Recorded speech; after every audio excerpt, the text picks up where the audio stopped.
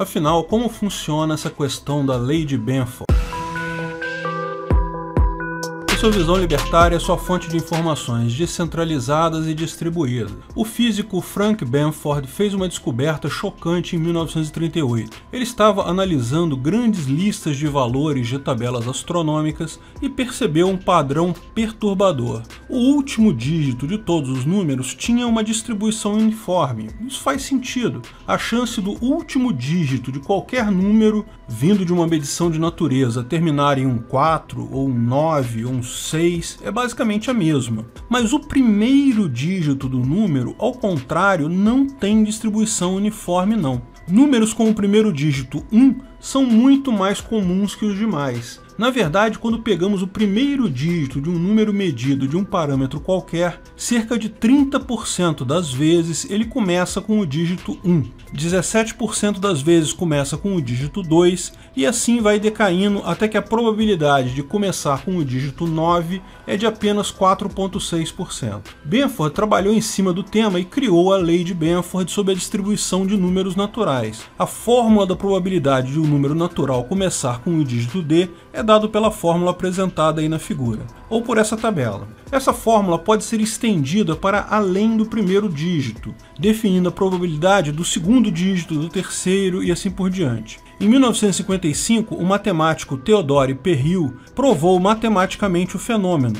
E mais adiante descobriu-se que, bem antes, em 1881, o matemático Simon Newcomb já havia reparado essa questão da distribuição e havia inclusive derivado a fórmula, porém seu trabalho acabou esquecido. Muitos, por isso, preferem chamar a lei de Newcomb-Benford. Mas o fato é que, mesmo a lei de Benford só seria uma curiosidade matemática sem uso se não fossem duas outras figuras importantes nos anos 1970. Em 1972, Hal Varian, um economista americano formado em Berkeley e que hoje, diga-se de passagem, é um dos diretores do Google, propôs em um paper da época que a lei de Benford poderia ser usada para detecção de fraudes em contabilidade. Imediatamente o economista e professor de contabilidade Mark Nigrini, nascido na África do Sul, mas que estudou e fez carreira também nos Estados Unidos, desenvolveu e testou um framework para identificar fraudes em contabilidade que se mostrou extremamente eficiente.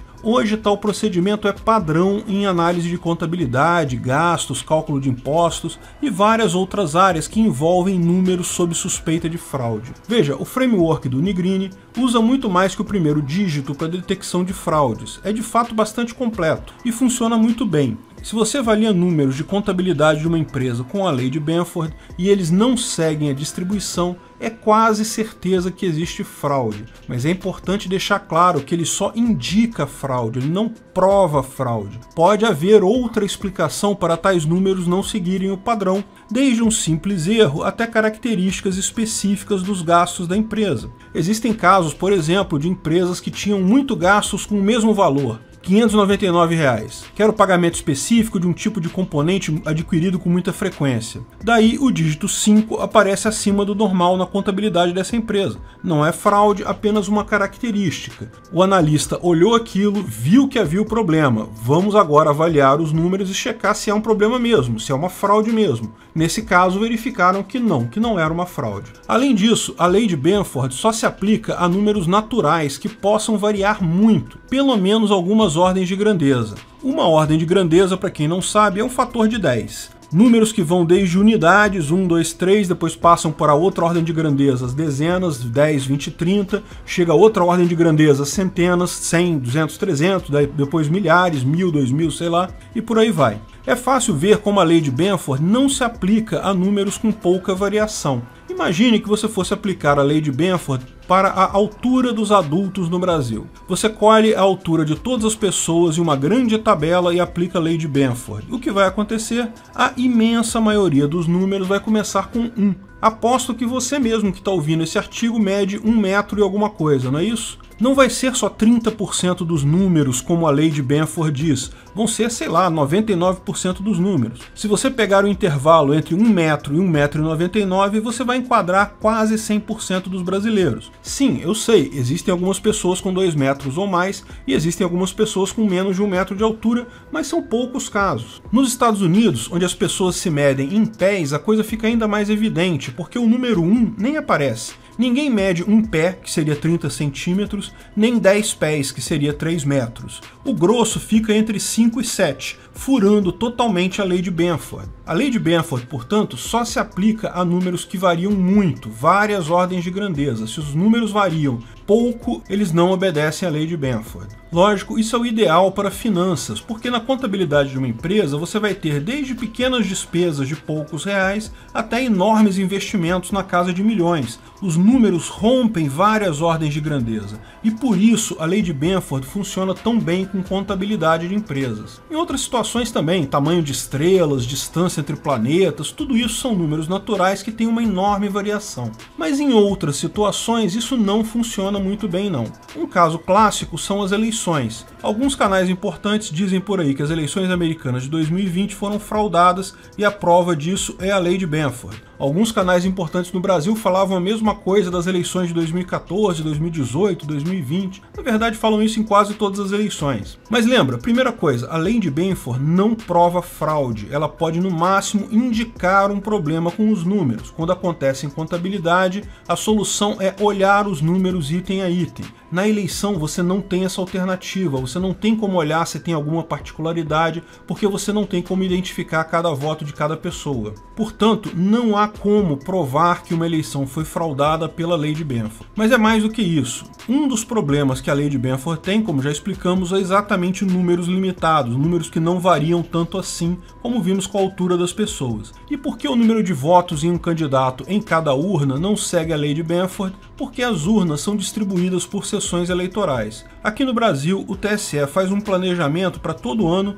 cada sessão eleitoral ter mais ou menos 500 pessoas. Se uma sessão aumenta muito de tamanho, ela é desmembrada em duas. Se ela diminui muito de tamanho, ela é unificada com uma outra sessão próxima. Nos Estados Unidos, eles fazem a mesma coisa, embora lá varie de estado para estado esse planejamento, e a média costuma ser um pouco maior, em torno de 1.000 pessoas por sessão, na maior parte dos estados, mas lá também tem esse limite. Como muita gente não vai votar, a abstenção média no Brasil é coisa de 1/3, lá nos Estados Unidos é muito maior, então o número total de votos em uma urna, no máximo, vai de 0 a poucas centenas. Mas é pior ainda, porque um candidato com chance de vitória dificilmente terá muito poucos votos em uma urna. Num segundo turno, por exemplo, em que só tem 2 candidatos concorrendo, ou no caso das eleições americanas, que é praticamente bipartidária, tipicamente os votos em cada candidato ficam entre a casa de muitas dezenas para uma centena e pouco em cada urna. Dificilmente chegam a poucas dezenas ou a múltiplas centenas. Portanto, é menos de uma ordem de grandeza,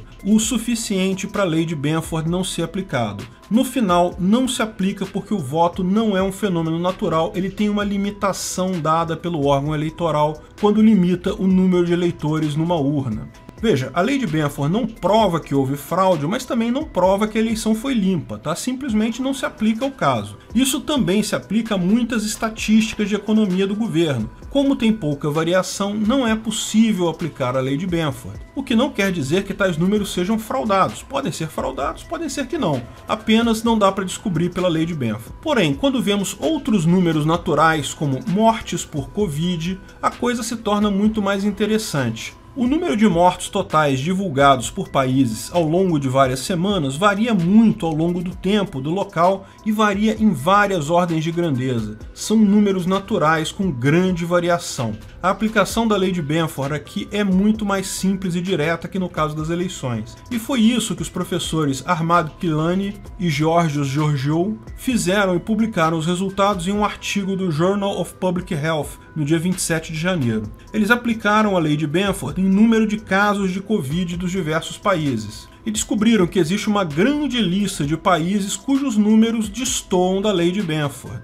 Dentre os países nessa lista, claro, está o Brasil, e também os Estados Unidos, e também o Chile e a Argentina, e muitos outros. Isso não quer dizer necessariamente que há fraude nos números de mortes e infectados, mas sem dúvida alguma indica que há problemas aí. Isso nem precisaria ser feito porque nós sabemos qual é o problema: o interesse de políticos de ter muito mais mortes pela doença do que o número real para justificar pedidos por mais verba, justificar emergência. Os critérios para definir uma morte como sendo morreu de Covid foram necessariamente relaxadas em vários lugares do mundo. Na Inglaterra, se a pessoa teve um teste positivo de Covid nas últimas 6 semanas e morreu, ela morreu de Covid. Não importa se tenha sido atropelada depois disso. Aqui no Brasil, igualmente, se a pessoa testou Covid quando chegou no hospital e morreu em seguida, morreu de Covid, mesmo que tenha levado um tiro. Isso, lógico, não é para dizer que a doença não é grave. Certamente muita gente morreu mesmo da doença. Porém, infelizmente, o interesse político por inflar os números pode ter sim gerado problemas graves. A falta de informações confiáveis dificulta a tomada de decisão do indivíduo em qualquer situação. E se tem governo, se tem política, a última coisa que se tem são números confiáveis. Certo estava Mises e sua praxeologia quando diz que a única forma de tratarmos a economia é pela lógica indutiva pura. Qualquer uso de números e estatísticas irá levar a resultados falsos, porque todos os números e estatísticas do governo estão contaminados pela política. Obrigado pela audiência. Esse artigo foi sugerido por Marco Batalha, escrito e narrado por Peter Turguniev. Esse vídeo foi um oferecimento de armataweb.com, cloud e serviços de data center, 100% de compromisso com a satisfação e privacidade dos clientes. Aceitamos Bitcoin. Veja o link na descrição do vídeo. Se você gostou desse vídeo, clique no like e compartilhe ele em suas redes sociais. Se inscreva no canal para nos ajudar, clicando no botão vermelho abaixo. Se quiser ser avisado de novos vídeos, clique no sininho ao lado. Saiba mais sobre o nosso projeto no site visãolibertaria.com. Lá você pode sugerir novos artigos, escrever artigos, patrocinar e muito mais. Confira visãolibertaria.com. Até a próxima!